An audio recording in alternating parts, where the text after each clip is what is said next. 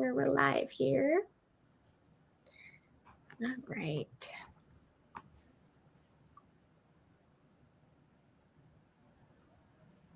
Refresh, make sure I can see us. All right, I'm gonna refresh it one more time here. All right, I see the little red live. I think we are live. I see us on YouTube, which is great. Make sure we're there on Facebook. Okay, awesome. We are live. Wonderful. Hello, everyone, and welcome back to Boys Town Newborn Week. It is our final stream for this year's Fall Newborn Week, and we are joined here today with Dr. Sarah Orr, and we're talking all about newborn MythBusters. If you're watching this video live, make sure you like it and leave a comment to enter our giveaway. We are giving away a fun little basket with a few different items. Diapers, wipes, things to keep your baby's bottom clean. And I haven't mentioned this yet this week, but we are doing a grand prize giveaway. So if you've been watching daily and liking the video, messaging our page privately, if you're not ready to disclose your pregnancy, we're taking all those names and we are entering them all into our grand prize giveaway, which we will announce next week here.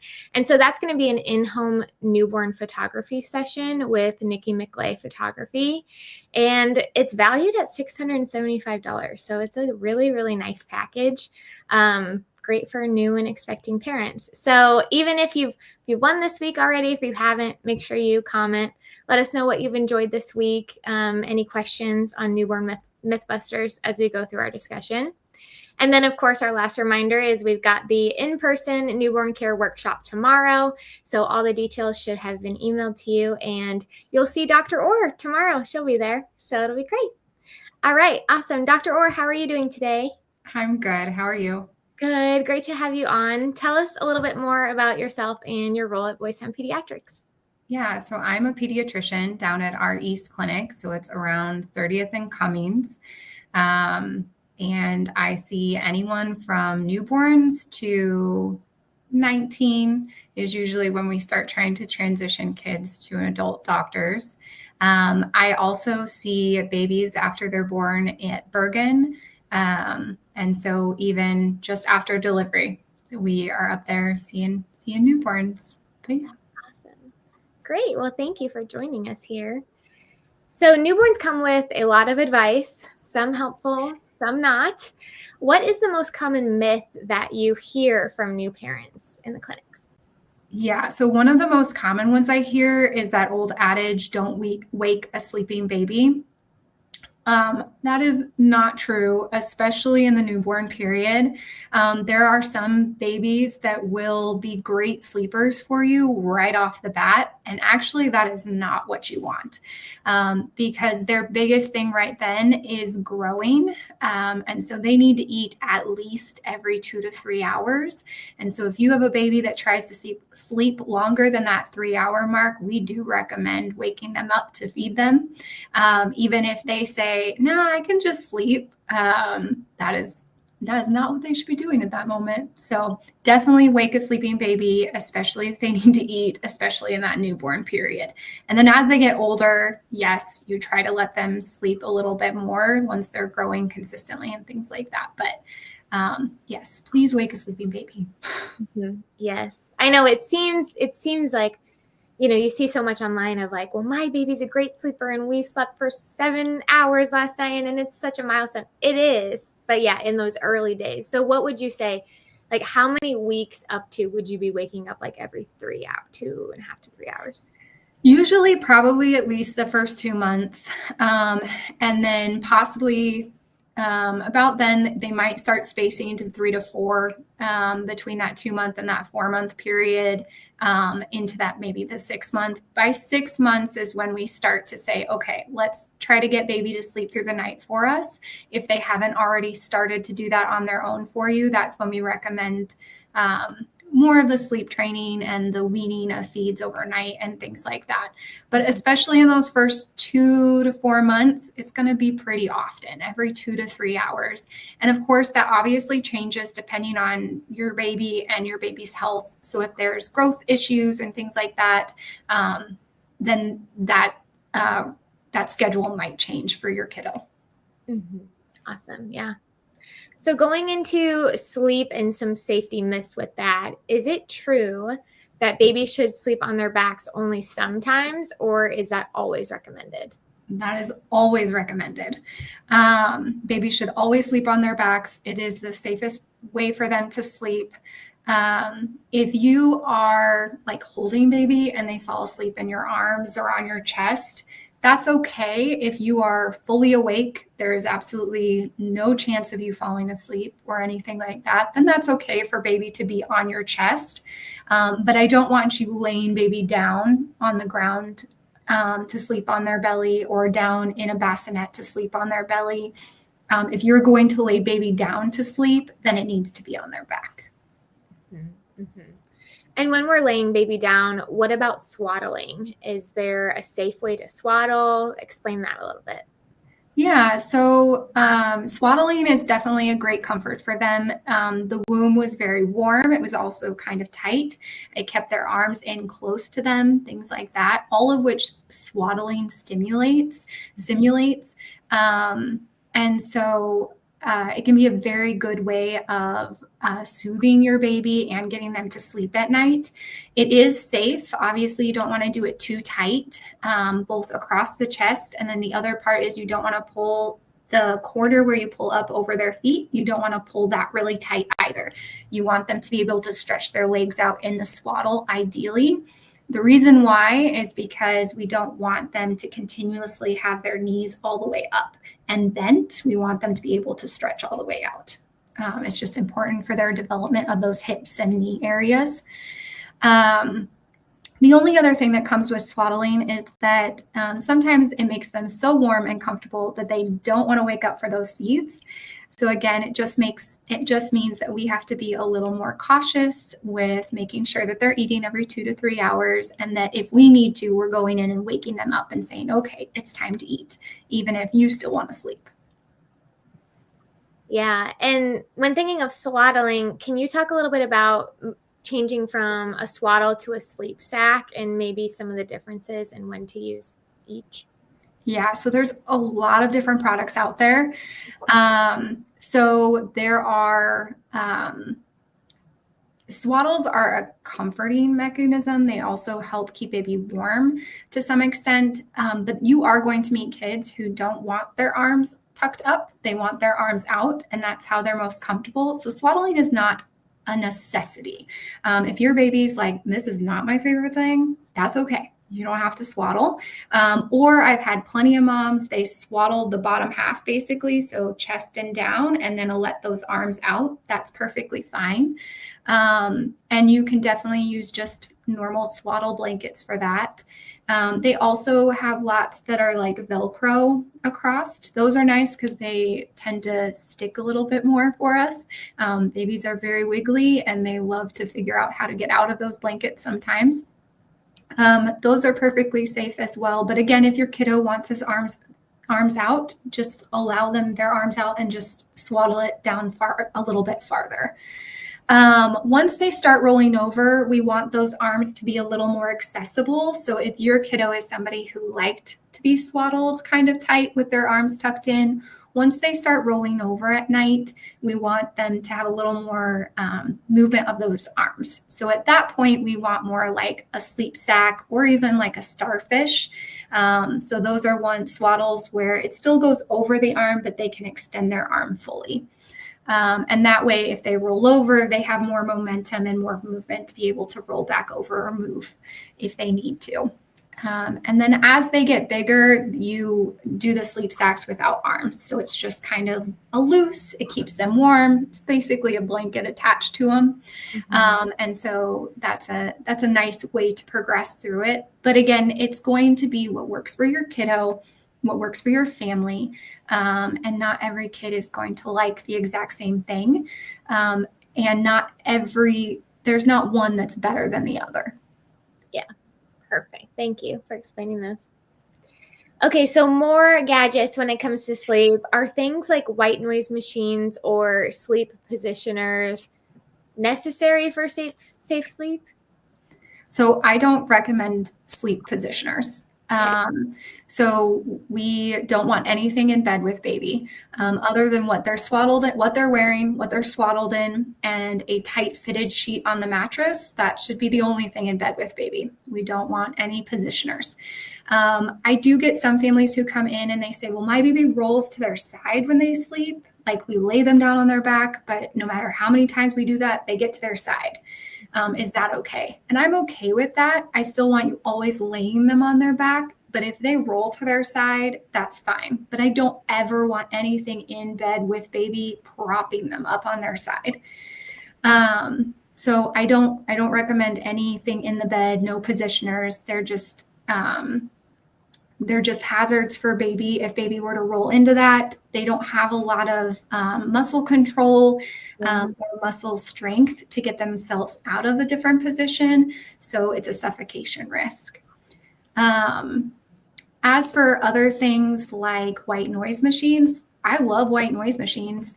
They, again, simulate what baby's environment in the womb. So the baby heard voices, all the things happening out here sound muffled to them, but they can hear.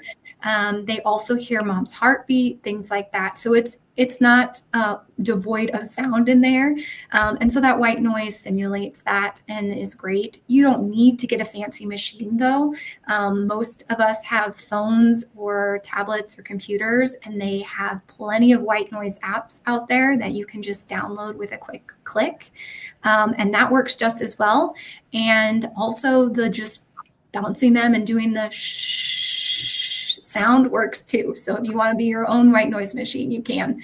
And so it doesn't need to be anything fancy or expensive. But I think white noise is a great tool for families to use, especially getting them to soothe and to go down for naps and things like that. Mm-hmm. Yeah, awesome. And then another gadget, let's talk a little bit about the owlet. So what is it? And then what do you think in general on the accuracy of gadgets that track oxygen and heart rate and how they work for peace of mind for parents? Yeah, so the owlet tracks the baby's oxygen. So their O2 sats is what we say. And it usually goes around their foot at night. There's a lot of different types of these out there. So if your baby has a medical reason to have something like that, then I think it's appropriate, but it should be discussed with your doctor or prescribed to you by a doctor. And it's probably more of like a medical grade one versus one that you can buy over the counter like the owlet. They're not my favorite products, mainly because a lot of families feel like they're going to get a lot of peace of mind with them. And I feel like that's the exact opposite of what families get. Yeah. I feel like they focus on those numbers. They become really anxious about the numbers and they hyper focus, and it gives them way more anxiety than actual peace. The thing about them is that if the baby is moving too much, so if they're just kicking their feet in the middle of the night, that number is going to jump. If it is not placed on correctly, that number is going to jump. If it falls off in the middle of the night or even just becomes more loose, that number is going to fall. Also, our oxygen rates naturally go up and down as we sleep. And so while there is still a range that we want them to stay in, you're going to see some fluctuation. And sometimes that fluctuation, even within the normal ranges, causes families to be really, really anxious. And then, there's just so much variability with it that I just don't think they bring the amount of peace people hoped they would. Mm-hmm. So I generally don't recommend them unless the family has some medical knowledge or there's a medical reason for the baby to be on the particular monitor. Mm-hmm. Yeah.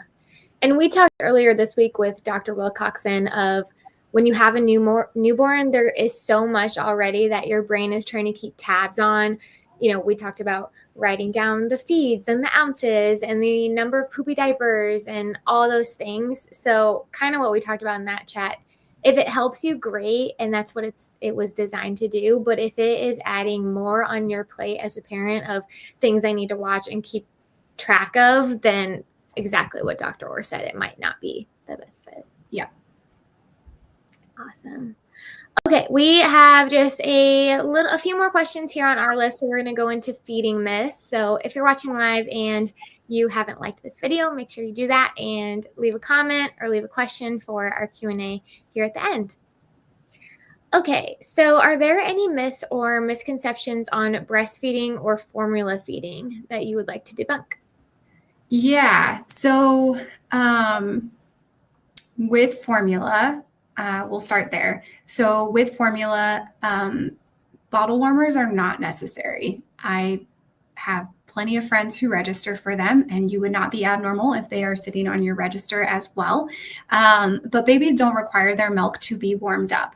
So if your baby was breastfeeding, your milk would come out body temperature, which actually, if we set our taps to body temperature, would feel kind of cool if you put your hand under it. So they don't naturally need or require or want warm milk necessarily. If you have consistently warmed your milk and that's the only milk the baby knows, if you try to give them a cold bottle, yes, they're going to fuss because this is not how the world works for them. But if your baby has never known a bottle warmer and you have always given them just normal room temperature or even refrigerator temp milk, then that'll be what they're used to and that'll be what they drink. And so I particularly don't recommend the bottle warmers.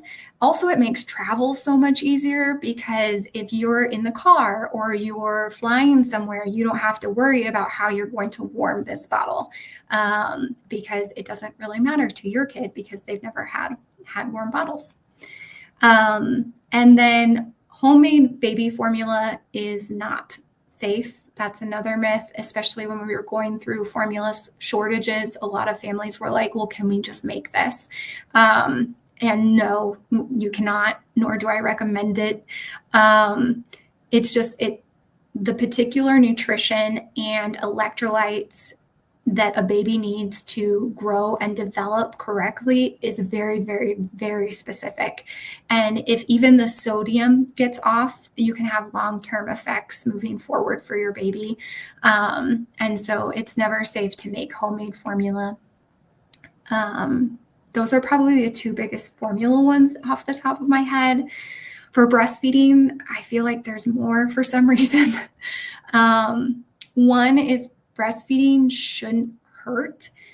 Usually if breastfeeding is hurting, it means that we don't have a good latch. And so if you're like, gosh, this feels like nails going through my chest, please reach out to your pediatrician who can point you in or a lactation consultant or even your OB, because we definitely want to get you help to get a better latch and to make sure things are going better. There might be some discomfort, especially in the beginning. I'm not saying it's not going to be like perfectly unpainful, but it shouldn't like continuously hurt. As things progress, it should feel a lot better. And if you're not feeling better with your breastfeeding, then we probably need to work on that latch and how things are going. Another thing I hear a lot is that you can't get pregnant if you're breastfeeding. Granted, we're dealing with one baby versus another, but that's not true. It in some ways decreases your risk very, very slightly and not enough for it to be considered any type of birth control. So you can get pregnant. I have plenty of parents who got pregnant while breastfeeding. So please don't use that as a type of birth control. Mm-hmm. I've heard families ask, like, if I have a small chest, does that mean that I will produce less milk? And that is not the case at all. The size of your chest does not determine how much milk you will produce or how well you'll do at breastfeeding. There are some anatomy things that could make breastfeeding a little more difficult, but the size of your chest is not one of those things that plays into that. I've heard that breastfeeding ruins the shape of your chest is another one. It's not the breastfeeding itself. It's the other things your body goes through during pregnancy. So weight gain, gland growth, things like that. But breastfeeding itself doesn't do any of that.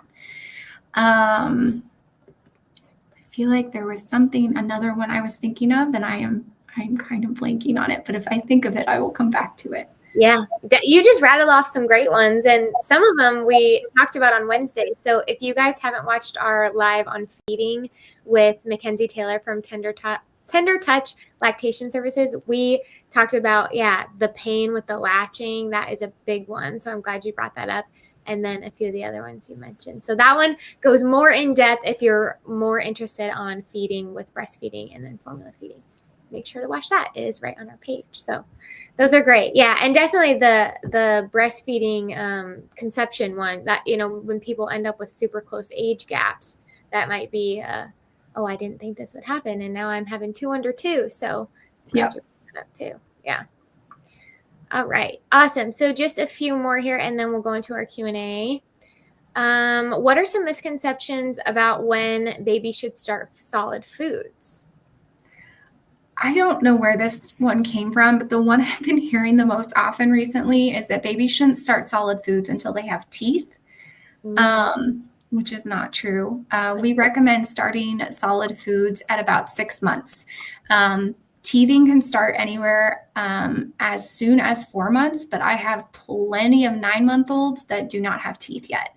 Yeah. So we do not want to wait for those teeth to start solid foods. It has much more to do about their core strength than it does about their teeth. They need to be able to sit up, hold straight up, and not be really slouched. If we slouched over like this and we tried to eat or swallow, it's a lot more difficult. So we need to be able to sit up. The same muscles that hold us up produce a really good swallow and decrease the risk of choking. So that's why we say 6 months, because usually that 6 months mark, if you can put them in a seated position, they'll hold it for you for at least a few seconds before they topple over. So it has much more to do with that core strength than teeth. But that is the most common one that I've been hearing lately. Yeah. But again, if you have questions, just ask your pediatrician too. For sure. And with the starting food, should you wait until your baby is showing interest, like reaching for your food? Is that like a good sign that they're maybe ready to start eating? So some kids are going to show interest pretty much immediately. But even if your kid's not showing a ton of interest, but they're still meeting those milestones that say like they're ready to at least trial things, I would say go ahead and start it anyway. But if you have that kid that's like following you with their eyes and they're opening their mouths when spoons come anywhere near them, that kid is going to thrive. They're excited to try it. Yeah. But there are babies who are like, you put that first spoonful in their mouth and they're like, what is this? And that's okay. Just keep offering it to them. They're going to get used to it. But you do have babies that are just more into it and babies who are just more hesitant or less into it. And that's okay. There's also a reflex. All babies have this, even the ones that are interested in foods, where new textures hit their mouth and their tongue pushes out. And so one of the other things I hear with when babies start solid foods is, they just don't like anything. They just keep spitting everything out. They're not spitting it out. It's just that reflex, and it's meant to keep them safe. That way, if anything thicker gets into the mouth, they don't swallow and choke. But at this point, we need that reflex to start going away. So you just keep offering it, keep scooping it off their face and offering it back to them. And over time, that reflex will go away and they'll take more and more for you. Yeah. Perfect. That's good to know. All right. Are there any myths around strollers, like needing a high-end brand name stroller for safety or keeping babies in strollers for too long? Yeah. So brand-wise, you don't need the most expensive product out there. You need something safe, and strollers are more or less meant to just transport you and baby. So whatever is easiest for you and for your kiddo. It does not need to be the most expensive brand out there. Again, your goal is just to transport you, your baby, and your things. So we can do that with a really high-end stroller, and we can do that with not as a high-end stroller. If you're trying to go jogging with your child in a stroller or something like that, then maybe your needs are a little bit different and you need something with all-terrain tires. And some of the the strollers out there right now are very nice and they glide really well. They turn great. I like that a lot of them have the handles up high, so you're not like hunching over while you're pushing them. That gets old real fast. Mm-hmm. But whatever works for your family, whatever you have on hand. Most strollers are safe. And so you don't necessarily need the most expensive one. There's not one brand that I'm like, gosh, you better have this or else, or anything like that. What was the other part of that question? Car seat. Like, how long can a baby be in a car seat? Yes. So, yes, same as strollers, car seats and strollers, depending on what kind of stroller you have. If it's the type where you hook a car seat into it, then you don't want those babies sleeping in there for long periods of time.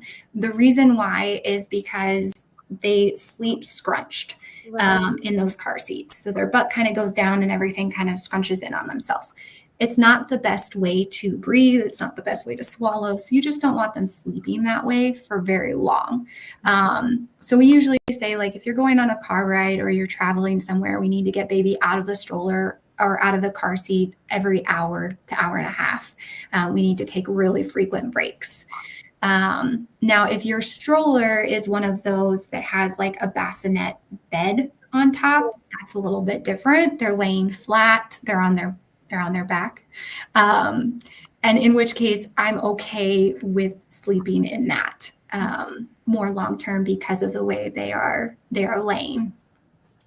Same thing goes for, like, we don't see them quite as often anymore, but like the baby swings and things like that. So again, those usually created that crunching position that we don't want babies sleeping in. So we don't want them sleeping in like swings or things like that either. We want them flat. Perfect. Okay, so before we jump into the Q&A, Dr. Orr, with so many myths out there, what is your best advice for parents and caregivers who want to know what is truly evidence-based versus, advice they hear from their grandparents or find on TikTok? Yes. And so I feel like this one's a really hard one right now because there's so much information out there. But the biggest things I would recommend are talking to your pediatrician. This is what we do. These are the questions we answer. And this is also the research we are reading. We're constantly staying up on what's healthiest for your baby, what's the appropriate next step, what milestones, what's going to keep them healthy and create strong, healthy kids. So please talk to your pediatrician. Boys Town, our website, has different articles and things written by our pediatricians that go over other health tips too. So if your pediatrician's not readily available, you can always stop on our website and check it out. It answers lots of different questions about like fever, and they have lots of topics. There is another website. It's called healthychildren.org. The American Academy of Pediatrics, that's our governing body. They make our recommendations for things like vaccines and feeding, breastfeeding, those types of things. And they're the ones who collect all the research and things around pediatrics. So all of that information goes straight into that website, and it's a really nice resource for families as well. And it's a very trusted resource. Yes, perfect. And of course, make sure you follow us here on Boys Town Pediatrics on Facebook and across our social media channels, because those articles Dr. Orr mentioned, we share them often with good infographics and just quick tips. So beyond newborn weight, we love to grow with, we always say at Boys Town Pediatrics, grow with us. So we'd love to grow with you. And as you kind of go through the journey of parenthood, we're always sharing different tips. So had to plug that. Okay. Let's go ahead and jump into the Q&A, and then we will draw here for the giveaway at the end. Okay, awesome comments. Lots of gratitude. Thank you guys. Because you watch these, we keep doing them. So thank you so much. Okay, let's see. This user said, I've been thinking about getting the owlet. So thanks for talking on that. Yeah. Okay. When is it ideal to add? When is it ideal to add baby cereal to the milk? Okay, that's a good one also to talk about. So we don't When making baby cereal, you can do the cereal and add either breast milk or formula to it. Some families just do water, but especially if you're having a breastfed baby, breast milk's an awesome thing to add to the cereal. But I never want anything added to the bottles. So there was a time, especially back when our grandparents were raising kiddos, where they did start adding baby cereal to the bottles. And you'll hear it a lot to get them to sleep. But we don't recommend that. We found it is a choking hazard. It slows down how much they can get. They have to suck a lot harder. And what they do get is a lot thicker. And so again, we just saw a lot more choking. So at 6 months is when you can start those baby foods, so baby cereals. But everything you offer baby should always be given via spoon. Or if you're doing more of a baby-led weaning method, you can put it on their plate for them to kind of play with or feed themselves. But even then, if you're doing baby-led weaning, my only recommendation is to make sure that the food is still very developmentally appropriate for your child. So if you're going to do baby-led weaning where they can kind of feed themselves or play with it, that's great for fine motor skills. That's great for like sensory play too. A lot of it's not going to get into their mouth. And the only other thing is like, if they're young, I want that food to be very soft, very mushed, very cut up, very almost pureed. I don't want you handing your 6-month-old a chunk of bread to like gnaw on or anything like that, just because there is always that risk they get a bigger piece off than you think they can, and then it's a choking hazard. Mm-hmm. Yeah, definitely. We might all be in Nebraska, but maybe no steak at 6 months. We'll have to wait a little bit longer for those. Just a little bit longer. They'll love it when they get it right. Okay, awesome. How much spit up is normal for a baby? Yeah, so that's going to vary. So for most babies, a little bit of spit up is very normal. I usually tell my families that as long as it's milk colored, so it's never like red or green, it's not shooting across the room. And as long as babies are gaining weight and they're not super fussy during feeds, that usually spitting up is okay. If for some reason your baby is super fussy with your feeds and with spitting up, the spit up doesn't look normal to you, it seems more projectile, or your baby's just not gaining weight, those are immediately reasons you need to touch base with a pediatrician and see if there's something else going on. But the only other thing I can tell you is it's always going to seem like a lot, the amount that they spit up, just because you're so focused on getting them to eat and feed and grow. And so any amount of spit up is going to seem like a lot. But as long as they're growing, as long as they're comfortable and healthy, then the amount is okay. Mm-hmm. Awesome. Perfect. Okay, we will do one more question live here, and then we will spin the wheel for the giveaway. So if you're watching this video later tonight after work, maybe over the next few days, and you have a remaining question related to Newborn MythBusters, go ahead and comment it or send it to our page, and I will connect it with Dr. Orr to help get your question answered. Of course, you can always call Boys Town Pediatrics or our nursing line, so we'll leave that info too. Okay, so last question here. Is a baby lounger considered a sleep positioner, and do you advise against them for naps? Ooh, a baby lounger. I'm thinking like the baby, Bajorn, like, it kind of like... tilts them or goes around them. Yeah, and they like sit in it, and you can like rock. I see people like rock it with their foot sometimes. It's like on the ground. Oh, like even like a. Sorry, I just want to make sure I understand the question. That's what I'm thinking of. Comment if I'm wrong. Like the Mamaroos kind of thing. Yes, that's what I'm thinking. Okay, so if that is what a baby lounger is, sorry, then I am more okay with them sleeping in that, because usually it is more of like a flatter surface, or they're elongated. Mm-hmm. And so I'm more okay with that. If it's anything that keeps them scrunched, then no. The only other thing I think of when I hear baby lounger is sometimes I see these like half moon pillows with like a net in between, and then they put baby in it. I don't love those, because again, the pillows on the sides, if baby turns and they get their face in that spot, they can't necessarily get out. So it is again a suffocation hazard. So I don't recommend those, but something like a Mamaroo or something like that that's more flat and it's just a bed, then that's okay. Yeah. Okay. Follow-up comment. They're saying baby loungers are usually those pillows with bumpers, we think. Yeah. Then I don't recommend those. Yeah. Nothing in the Nothing crib. in the crib or the bassinet. Yeah. Mm-hmm. Perfect. Okay. Thank you. Okay. Oh, this is one. I know I said last question, but this is a good one. So I'm going to throw this one in too.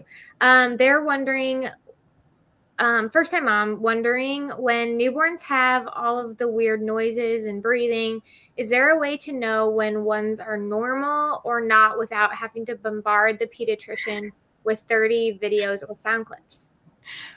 Yeah. Yes and no. And always don't hesitate to bombard us with clips or questions. Baby questions are the highlight of my day. I love getting to see newborns and all the weird sounds they make. Your videos, guys. She wants them. Yeah.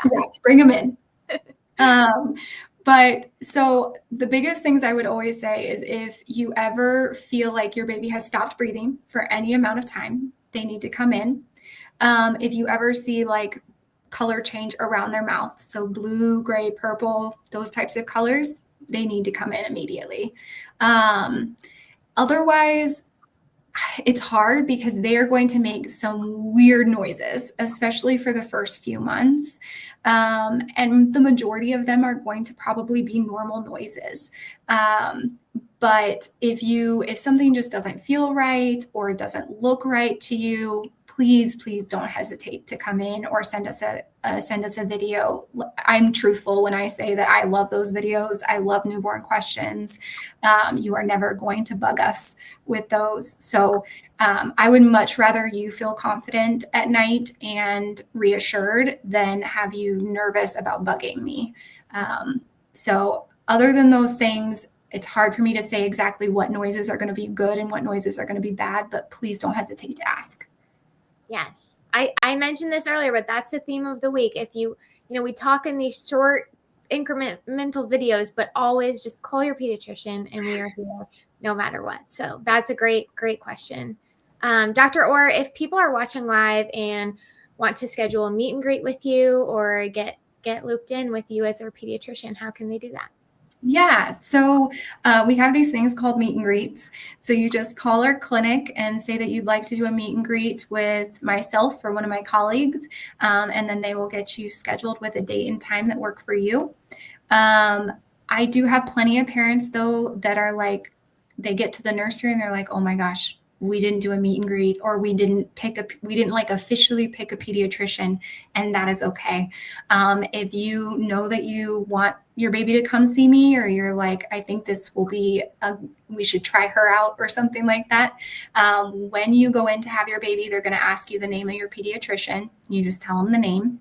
If you don't have a name, that's okay too. And they will give you time to kind of figure it out. And they'll give you some resources too about community physicians. But if you say my name, then a Boys Town physician will see you in whatever in the nursery that you deliver in. If it is one that we are allowed to go to, there are some in the area that we don't cover, but we cover the majority. And then whoever you see after that, you'll just come see me in clinic. And so you don't need to like sign papers stating I'm the pediatrician. I don't have to agree to it or anything like that. I already agreed to it anyway. So you'll just tell them the name and then you'll call and make the appointment with my clinic. And I love the meet and greets, but again, if you don't get to that point or you run out of time, that's okay too. We can still be your pediatrician. So just give us a call. Yes, wonderful. So I have that info linked above this video, and then we'll put it in the comments too. And like I said at the beginning, if you're coming to our in-person newborn care workshop tomorrow, you can meet Dr. Orr there. So awesome. Well, thanks everyone for a great week. I'm going to go ahead and spin the wheel here for our giveaway. We got some awesome entries. Kimberly R., you are our winner for today. Congrats. And like I said, I'm going to take all these names that have entered all week long, whether it's in the public-facing comments or in the private DMs on our page, and we're going to add them all up and draw for our grand prize giveaway. So stay tuned for that. We'll post it probably Monday or Tuesday of next week.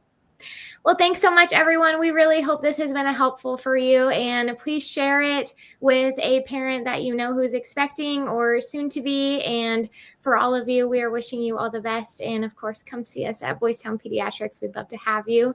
And thank you so much. Bye, everyone.